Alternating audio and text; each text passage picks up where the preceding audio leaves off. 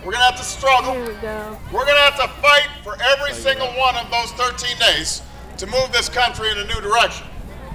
And I'm hopeful about the outcome. We were thrilled this weekend when a great American statesman, General Colin Powell, joined our cause. We are picking up endorsements and support across the country, but we can't let up. And we won't let up.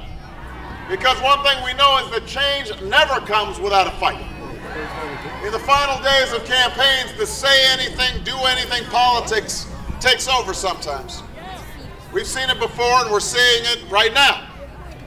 The ugly phone calls, the misleading mail and TV ads, the careless, outrageous comments, the constant negativity, all aimed at keeping us from working together, all aimed at stopping change. What we need now is not misleading charges and divisive attacks. What we need is honest leadership and real change. And that's why I'm running for President of the United States of America.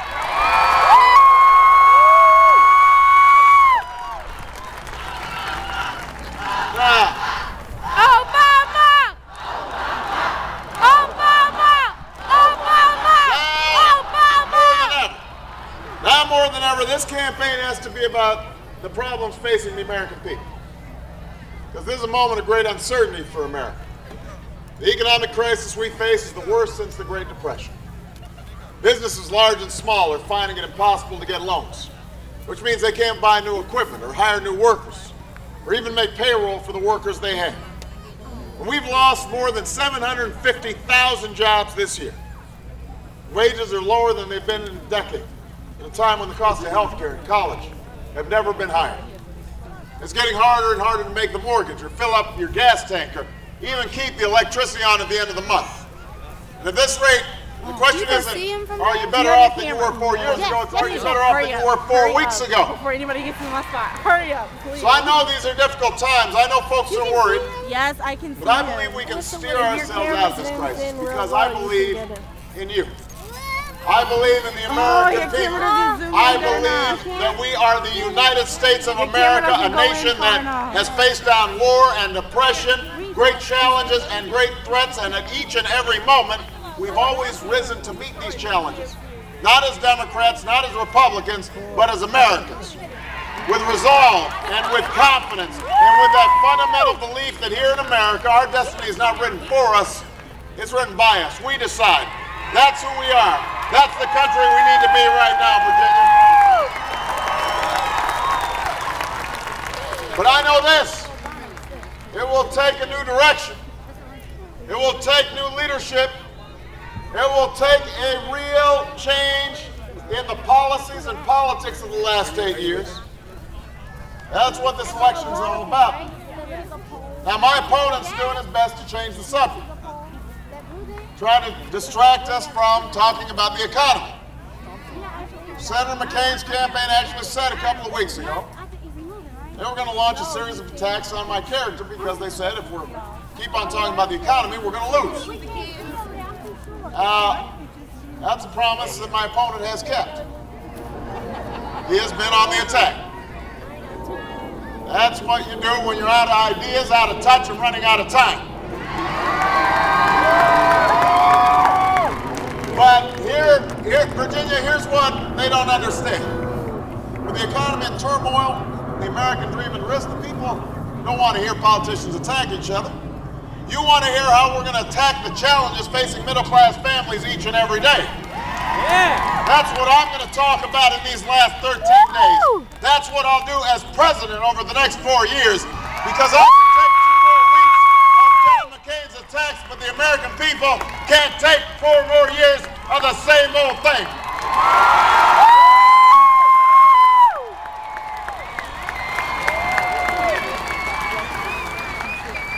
Now it's time to turn the page on 8 years of economic policies that put Wall Street before Main Street. We need policies that grow our economy from the bottom up, so that every American, everywhere, has the chance to get ahead. Not just the person who owns the factory, but the men and women on the factory floor. Not just the CEO, but the janitor, the secretary, If we learn anything from this economic crisis, is that we're all connected.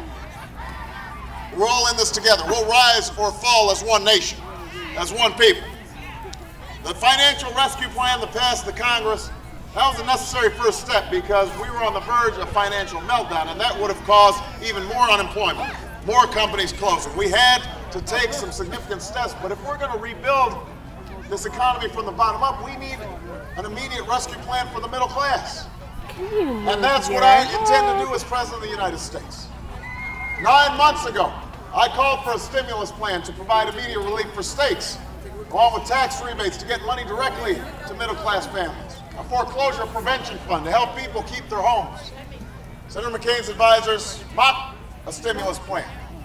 They said, "Oh, this is just borrowing money and dropping it from helicopters." Another dismissed it as junk. Well, yesterday, after 9 straight months of job losses, with our Federal Reserve Chairman supporting another stimulus to get our economy moving, Senator McCain has still failed to get behind a bipartisan plan for a stimulus. The hard-working families who've been hit by this economic crisis, folks who can't pay their mortgages or their medical bills or send their kids to college, they can't afford to go to the back of the line behind CEOs and Wall Street banks. They need help right here, right now. That's why I'm running for President of the United States of America. So, here's what we've got to do short term. A new American jobs tax credit for each new employee that companies hire here in the United States over the next 2 years. We'll stop giving tax breaks to companies that ship jobs overseas, give them to companies that are creating good jobs right here in Virginia. I'll help small businesses get back on their feet by eliminating capital gains taxes, giving them emergency loans to keep their doors open and hire workers.